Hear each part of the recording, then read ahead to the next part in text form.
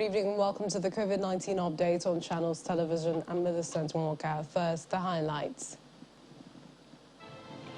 Edo State government deploys all its COVID-19 vaccines, says none were wasted.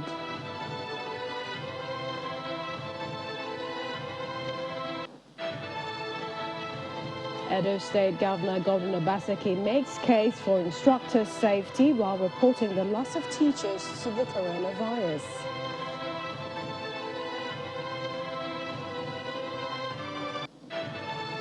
And the European Medicines Agency to decide fate of experimental COVID-19 pill in the coming days.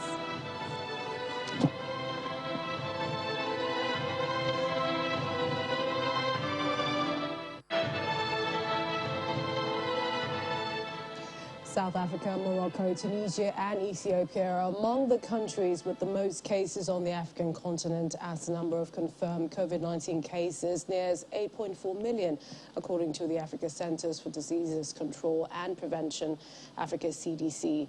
The specialized agency of the African Union said the death toll from the pandemic across the continent stands at over 212,000, with Central Africa the least region affected. Nigeria, in the West African region, reported 141 new cases of COVID-19. The Nigeria Center for Disease Control, NCDC, in its latest update said the new infections were recorded in 8 states. Here's a look at the virus update. Regular hand washing is very important to reduce the risk of spread of COVID-19. The NCDC is advising all to stay healthy by washing their hands often, especially during these key times when one is likely to get and spread germs. 141 additional persons in Nigeria have tested positive for the virus in the last 24 hours. According to the Nigeria Center for Disease Control, the latest figures were reported from 8 states, an increase from the figures reported earlier. Rivers logged the highest number of infections with 33 cases, followed by Gombe, which had 32. 29 were recorded in Lagos, the epicenter of the disease, while Imo logged 25 cases. Plateau, Benue, Borno, Kano and Delta states registered a single-digit infection, while 0 cases reported from Sokoto State. The overall count of confirmed cases in Nigeria now stands at 206,279. 70 patients have been discharged in the last 24 hours, increasing the total number of recoveries to 194,167. With more than 3,000 cases, Lagos is topping the chart of states with the highest number of cases currently on admission, followed by the FCT, Delta, Edo, and Oyo. There were no new deaths from COVID complications in the last 24 hours, leaving the fatality toll to 2,723. Presently, there are more than 9,000 active cases in Nigeria, while over 3 million samples have been tested so far. Almost 5 million eligible Nigerians targeted for vaccination have been reached with the first dose, while over 2.1 million persons have been fully vaccinated so far. In Africa, there are more than 8.3 million confirmed cases and over 212,000 deaths have been recorded across countries on the continent. The total global confirmed cases have now surpassed 235 million, while deaths are beyond 4.8 million. The Nigerians traveling to the United Kingdom will continue to isolate for 7 days upon arrival as the United Kingdom reviews list of vaccination certification programs of 50 countries. The Executive Director of the National Primary Healthcare Development Agency, Dr. Faisal Schreib, disclosed this at the bi-weekly briefing in Abuja, insisting that Nigeria is not among the red-listed countries by the UK government in its recent rating. According to him, the UK government has yet to comprehensively review Nigeria's vaccination certification program. Nigeria is not among the red-listed countries that need to mandatorily quarantine for 14 days in a supervised UK facility.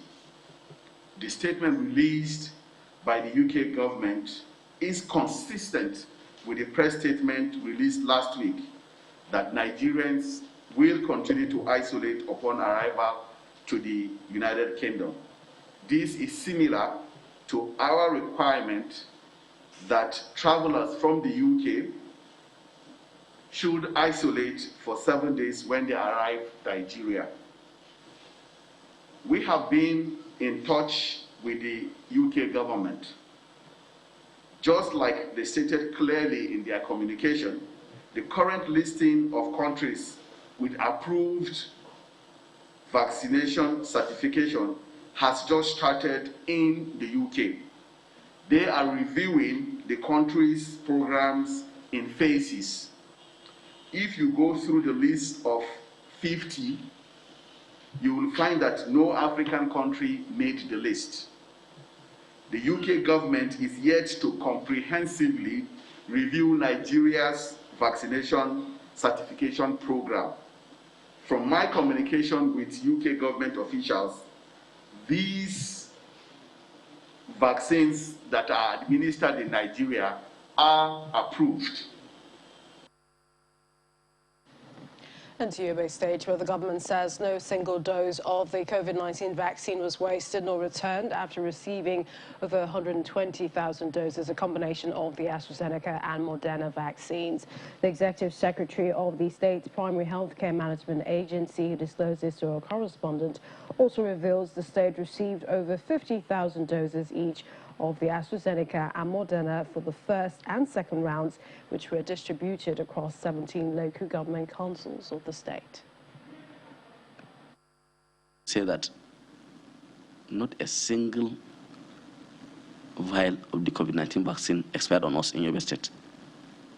We were able to actually deploy all the vaccines, and we were given, we received 68,230 doses of the AstraZeneca vaccine for both the first phase and the second phase. This includes 6,600 doses for, that we got during the second phase.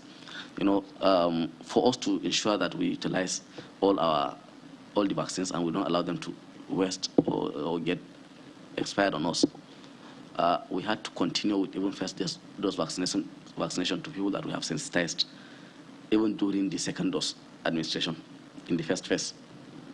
So those individuals that have received their first dose during the second dose implementation in the first phase, we have to make arrangement for them to get the AstraZeneca vaccine during this second phase to complete their vaccination schedule. So we got that, and we have ensured that everybody that came in need of this, that we are vaccinated. The governor of Edo State, Mr. Gordon Obaseki, has asked teachers to take their health more seriously, particularly in the face of the coronavirus pandemic. According to him, COVID-19 has claimed the lives of many teachers in the state over the past 2 years. Mr. Obaseki, who stated this on the occasion of the 2021 World Teachers' Day celebration at the Teachers' House in Benin City, the Edo State capital, reiterated that COVID-19 vaccines will not be forced on anyone, but insists that the state government will do all that is necessary to protect the lives of citizens. World Teachers' Day is held annually every 5th October to celebrate all teachers around the globe. 1.5 years into the COVID-19 crisis, the 2021 World Teachers' Day focuses on the support teachers need to fully contribute to the recovery process. The number of teachers we have lost in the last 2 years has been unprecedented. You don't know, I see the numbers across the state. It was never like this. But since COVID, I've noticed that more teachers have died. And I am worried that how do we make them safe? Because you can't separate yourselves from these children.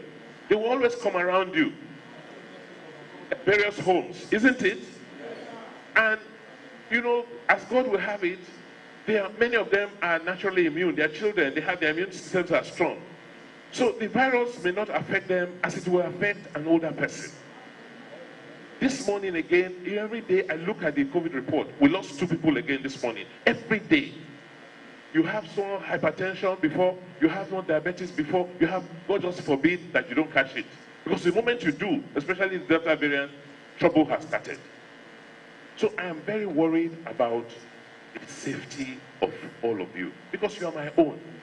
I know what it takes, what it costs when we lose a teacher in a family.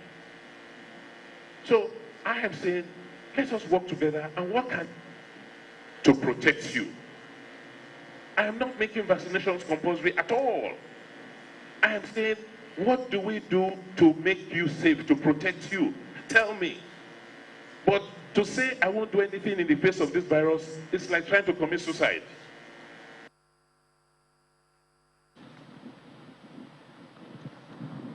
Meanwhile, the COVID-19 pandemic brought to fore the need for countries to prioritize and invest in outbreak preparedness. It is a continuous process that involves planning, simulations, revising response action plans at both national and subnational levels.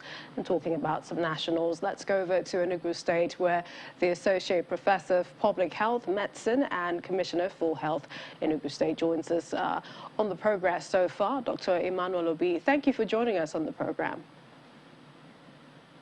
Oh, thank you for having me. Tell us about the measures to fight the COVID-19 pandemic. What is the data saying about the infection rate in Enugu State? Well, for Enugu State, the data is showing that the infection is kind of like stable. We were having high numbers of cases of positivity rates a few weeks ago, and then gradually it's stabilizing. And what we are seeing now is more of a regular number of cases over the testing during the days that we have. So it is stabilizing in Enugu. Cases are stabilizing in Enugu. And we're seeing that the last test done in Enugu State is about 130 from the 20th of September to the 26th. And this is a record from the NCDC. But let's talk about one of the solutions to really fighting the pandemic, vaccines. In your assessments, based on the numbers, are people receptive to the vaccines? There is an increase in receptivity to the vaccine from the first round that we had, but we must say that it could still be better. It could still be better, and a lot of effort is still being made to encourage our people to come out and take the vaccines. So there's an improvement, but it could really be better, and we're still encouraging people to come out and take the vaccines. So if you're saying it could be better, you hope that there'll be an uptake in terms of more numbers. So will there be a strategy for vaccine mandates, do you think? Well, on the issue of a vaccine mandate, I do not think we are thinking about a vaccine mandate currently. We're not considering making it mandatory. Right now, people are still being encouraged to come and take vaccines, not by mandate. All right, talk to us about the J&J vaccines. Have your state received any of those? And also, what are the plans to take the vaccines to some of the hard-to-reach communities? We have received AstraZeneca vaccines once more, and also received the Moderna vaccines, and we are using the AstraZeneca and Moderna vaccines to vaccinate our people right now. We have not received the J&J or Johnson & Johnson vaccines in Enugu. For plans to reach the hinterlands and hard-to-reach areas, we have an effective vaccination network in Enugu State, which has always been used for different types of vaccinations. And we have continued to employ the strategies that we have used in the past to get to hard-to-reach areas.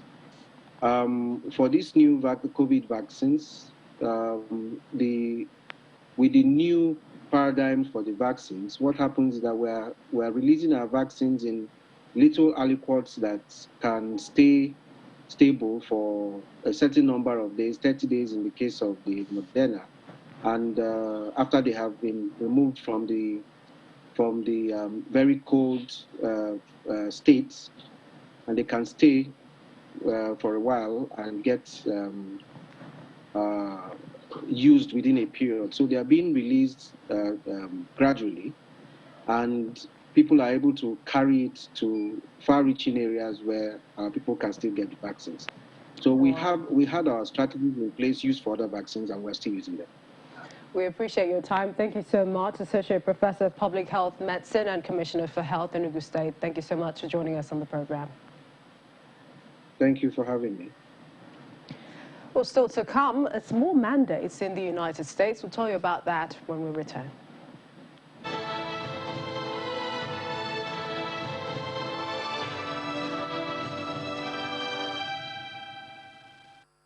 COVID-19, a new strain of virus from the family of coronaviruses, has been recorded in over 200 countries, areas, and territories around the world.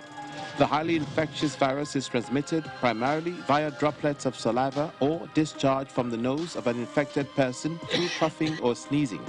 These droplets can then be acquired by anyone in close contact through breathing in the droplets or by touching objects and surfaces with the droplets and then touching the nose, mouth, or eyes. While it's been said that some infected persons may not display symptoms, common signs of COVID-19 infection include dry cough, fever, sore throat or diarrhea, and difficulty in breathing. Do you or someone close to you have these symptoms? Call the following numbers.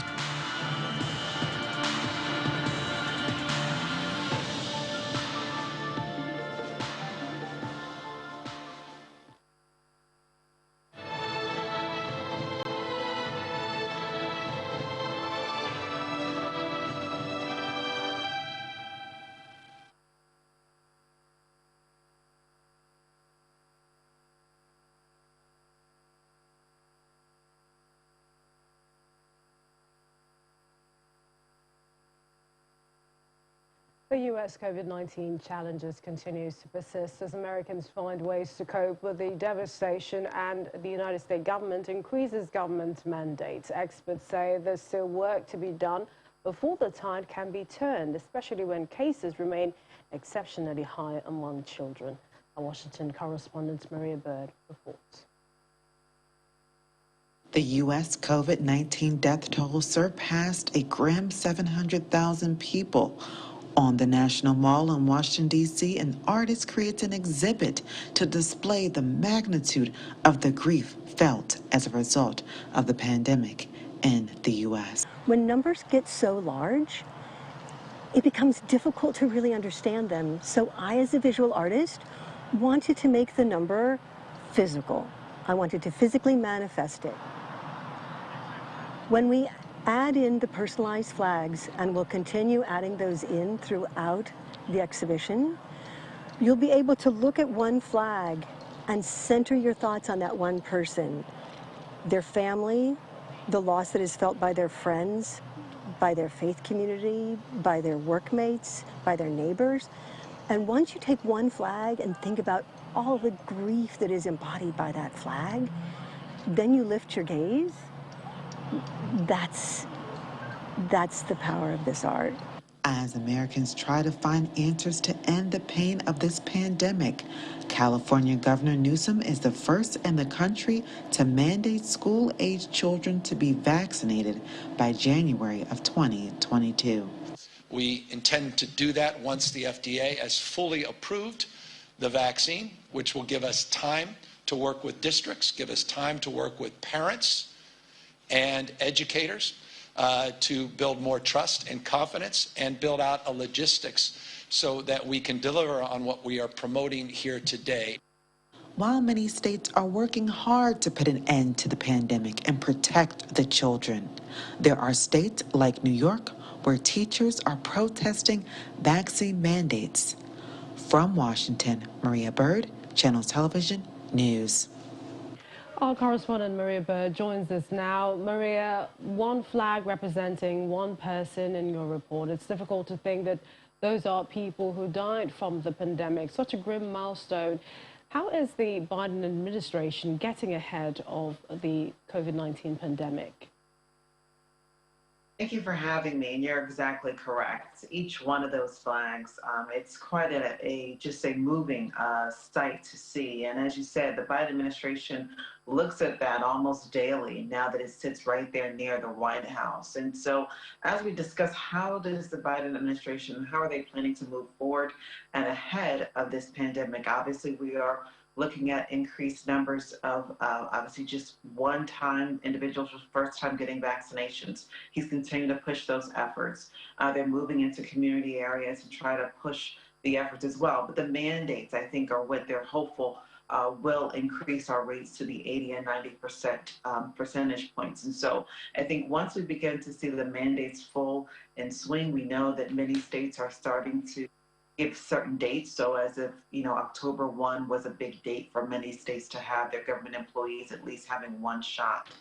We're probably going to see by the end of the year that most states, governments, and most even private entities will be requiring that people have both shots or either the one Johnson & Johnson shot by the end of December. And so probably not until January we'll begin to see really widespread vaccination adoption at the 80 to 90%. And obviously they're hopeful too that school-age children over the age of 5 will be able to be vaccinated by then as well.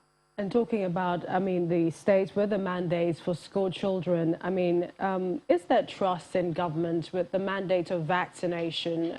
Do the parents trust the government? Do they trust the science?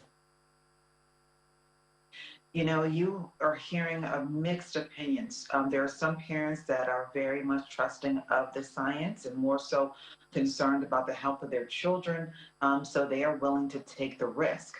But you have many other parents that are, even if they are vaccinated, are saying, I don't know about giving this vaccine with limited research from their opinions based off what we've seen previously for how long it takes to get vaccines approved, believing of limited research being able to ensure that their child will be safe with taking this vaccine. And so we probably will see a far less adoption rate of parents providing or giving their children the vaccine in the coming weeks. This will probably obviously interrupt and disrupt the school system.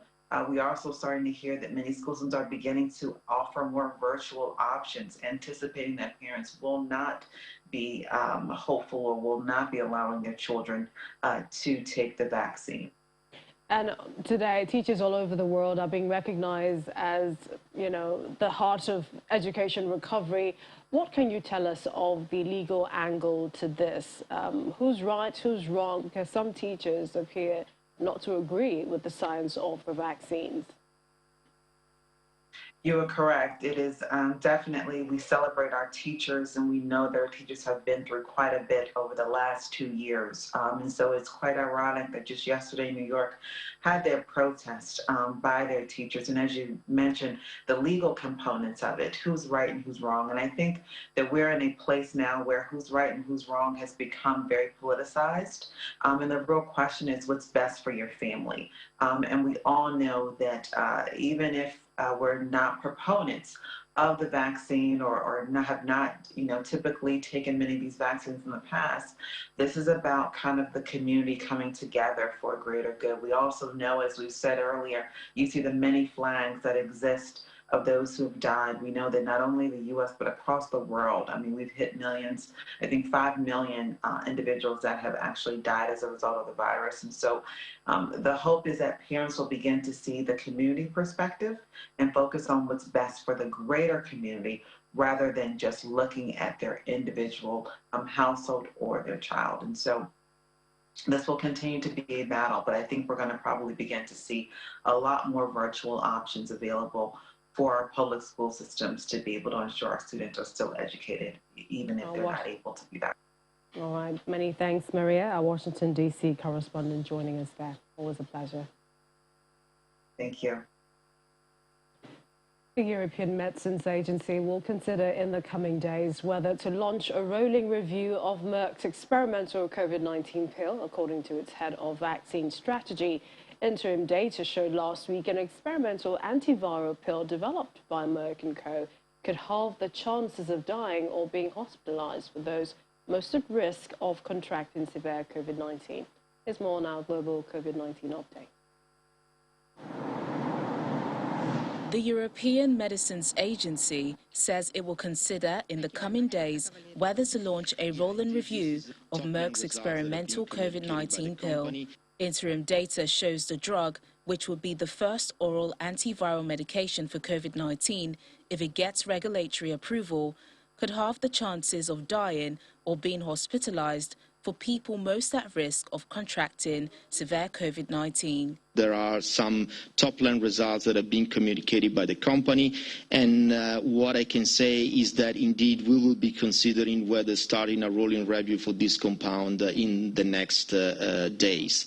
And of course, the idea is to understand if the data will support such rolling review and whether we could come up in a timely manner with an opinion with the use of this product. Meanwhile, Australian Prime Minister Scott Morrison says the country will buy 300,000 courses of the pill. But there are 300,000 courses of this antiviral pill, course of pills, and what it means is that it seriously reduces the chances of you getting severe symptoms if you actually get COVID. But don't forget, you reduce your chance of ending up in an ICU from the vaccine by almost 90%. I think it's 86%. So vaccine first. But these treatments means that we're going to be able to live with the virus. So even in the unfortunate situation, if you do contract the virus, then we'll have the treatments to ensure that we can lessen these symptoms, reduce the chance of you ending up on ICU, which can put pressure on the hospital systems. In other developments, Russia has reported 895 new COVID-19 deaths, the most recorded in a single day since the pandemic began. The country also recorded 25,110 new coronavirus cases in the last 24 hours. The Kremlin has implored people to get vaccinated against COVID-19, calling it the only way to stop the virus's spread. Authorities are also considering reintroducing health restrictions. The NCDC is reminding Nigerians on the need to conduct health checks during events at entrance of venues to ensure temperature checks, physical distancing, disinfection and cleaning of surfaces. Continue to take responsibility and visit our website. You get an understanding of the pandemic and breaking news. It's all at your fingertips. It's channelstv.com. And that's the program this evening. Thank you for watching. I'm Melissa Ntoroka. Stay healthy.